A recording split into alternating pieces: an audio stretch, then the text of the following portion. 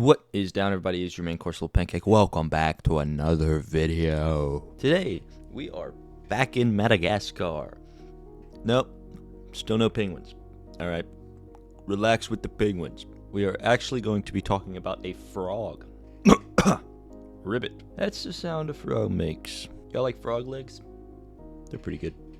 The golden Mantella. I would not recommend eating this frog's legs. This is a Madagascarian. I still have forgotten to look up how to say that. But the frog is endemic to Madagascar. Their scientific name is Mantella aurantiaca.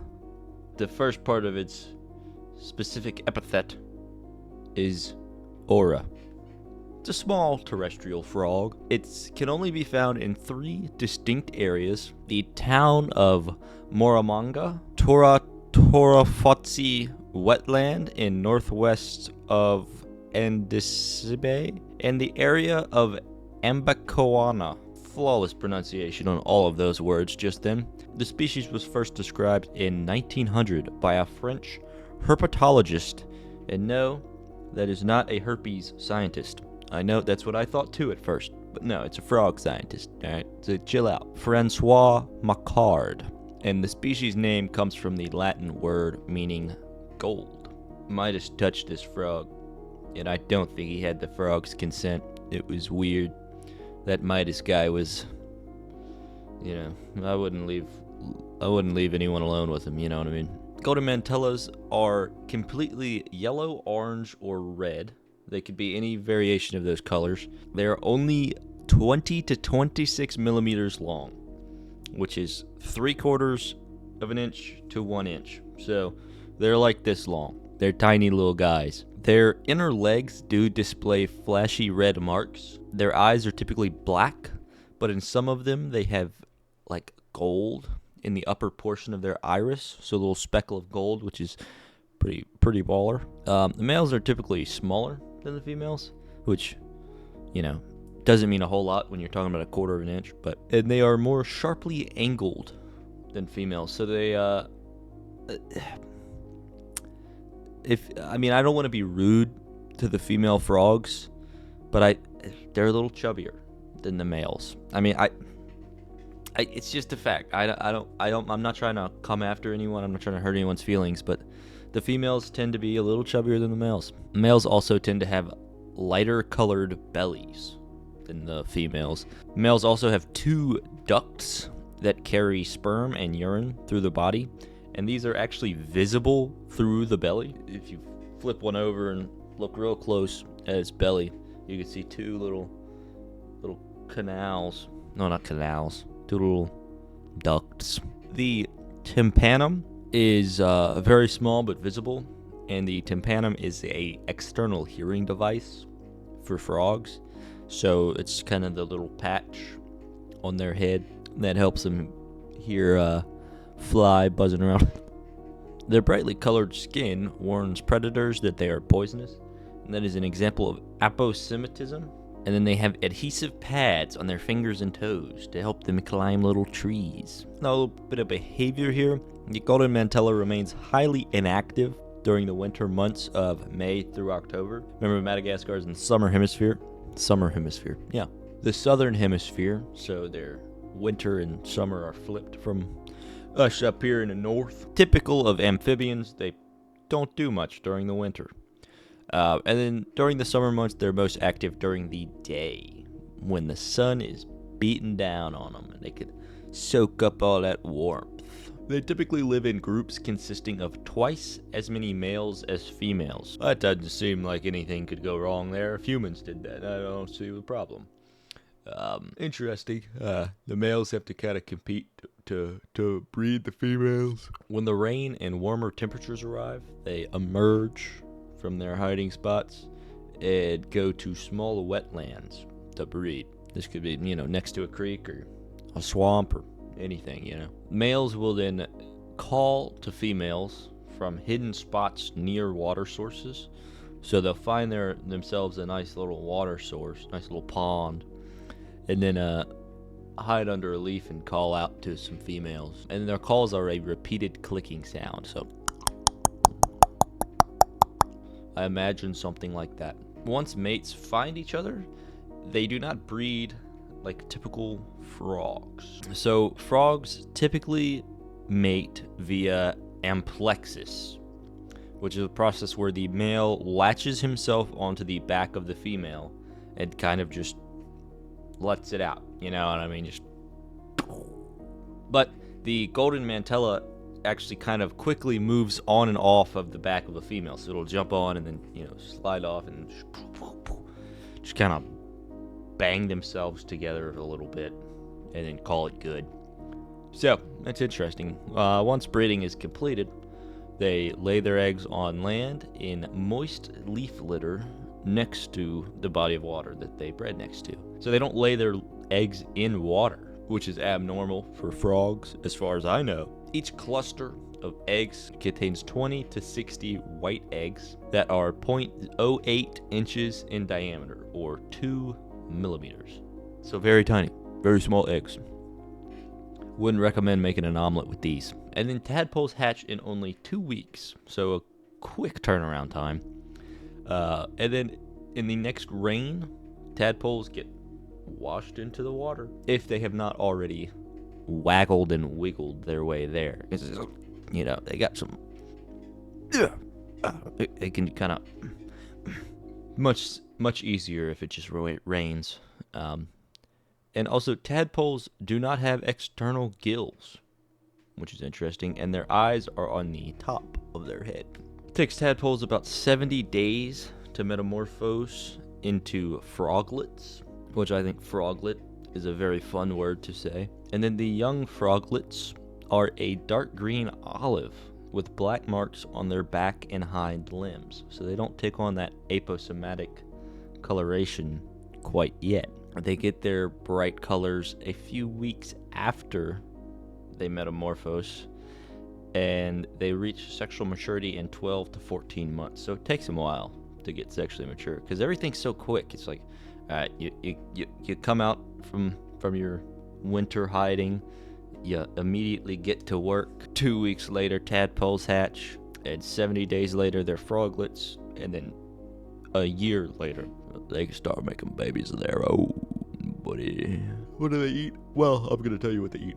The golden mantella eats primarily small invertebrates, mites, ants, flies, collembolans. Their main food source is a type of toxic ant. These ants are actually what give them the toxins in their skin. They do have toxic skin. So they eat a lot of ants that are toxic, and then they just kind of take it, put it on themselves. So that'd be like me taking the 23 individual flavors from Dr. Pepper and injecting them into my skin so that if you licked me, you would be satisfied. These toxins include pumiliotoxin, allopumiliotoxin, homopumiliotoxin, alkaloids, perlizidines, pyrrolizidines, indolizidines, and quinolizidines, and can be deadly. Although they are poisonous and can be deadly, the snake of Thamnosophis lateralis and a genus of skink, Zonosaurus, have been observed feeding on the frogs, so they are unaffected by the poisons. The golden mantella evolved on Madagascar into what it is today, and is a great example of convergent evolution. Basically what convergent evolution is you have two separate populations that evolve into the same general thing. So what these frogs did was they evolved in very, very similar ways to the poisonous frogs native to Central and South America, the ones that you've probably heard of and seen. So they share many similar characteristics, such as their bright coloration and poisonous skin with these frogs, and they evolved completely separately, which is very interesting. The frog lives at higher elevations than you might think, of 867 to 1,065 meters above sea level, which is pretty high up there. The total extent of their range is estimated to be about 152 kilometers, square kilometers, and that comes out to about 58.7 square miles. So, not much for an entire species, and that's pretty fragmented. Their lifespan is about 8 years, and they are listed as endangered on the IUCN Red List. Oh crap. That's not good. That's bad. Threats include habitat loss from residential sprawl, mining, agriculture, and logging. So, people expand, people cut down forests, people grow crops, people mine for copper. I don't know what they mine for in Madagascar, but it takes up a lot of space. They're also involved in the exotic pet trade and held by multiple zoos. So they're valued by exotic pet collectors for their vibrant colors and relative ease to keep. So that doesn't help them out any in the wild, because they get trapped and thrown into the pet trade. And then there are also a few invasive species that are not helping their case. And then another major threat that is very specific to the golden mantella is the human activity disturbing areas that they're native to and killing off the ants that they eat. Like I said, they eat toxic ants, and that's where they derive their skin toxin from. And when humans come in and, disturb an area, ant numbers might decrease or completely go away. And some studies have been done on mantellas that show that in degraded areas with less toxic ants, the mantellas become less toxic than the mantellas in undisturbed forests, which makes them much more susceptible to predation. And once the predators figure out that this guy's not poisonous anymore, it's going to be hard for them to hide, because they're bright red. And then there is also no current recovery plan in place, which I find odd. Things for the frog aren't looking great. Madagascar's having a lot of problems with logging, and it's not the most environmentally forward place from what I've seen. I don't know that for sure, and it doesn't seem like there's much push to save the golden mantella, so it's not looking great. I am also starting a new thing where I will be, at the end of each video, we're going to learn all about the animal that we're talking about, and then I will figure out whether or not I could beat this animal in a fight. And it's going to be sick. It's going to be freaking cool. And we're going to do that right now. I want to pull up something. All right. Here we go. It took me way longer than it should have, but we've got our scale. And it's beautiful. We've got our golden mantella right here. Looking nice. Now, we've got light work. So light work, I can whoop it. It's just not even a fight. We got toss up, which is middle of the road. You know how a scale works. And then no chance, I'm done. Now, you might be thinking, this is an unfair fight. Okay? It's this big. And I'm this big. And you're right. Now, some of you also might say, well, it's poisonous. It might have a kick after you squish it, right? You just squish it. I've got a shoe. So, this is about as light work can get, if I'm being honest.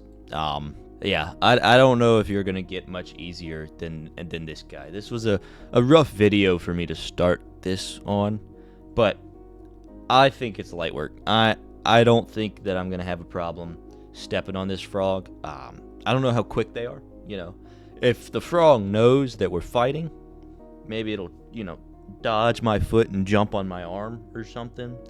But if I could prepare, I'll wear, long sleeves. You're dunzo, bro. Dunzo bunzo. That is all I've got for you today, ladies and gentlemen. Hopefully you enjoyed this video. Make sure to smash like. Let me know if you think you could beat this frog in a fight. And let me know what you think about the frog's future. Will it prevail? Only time will tell. But yeah, thank you guys so much for watching.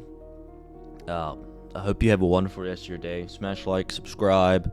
Um, be nice. Just be a kind person, you know. It's not that hard to be nice. It's not that hard to hold the door, to say thank you, or to wave at someone when you cross the street. Thank you. Have a wonderful rest of your day.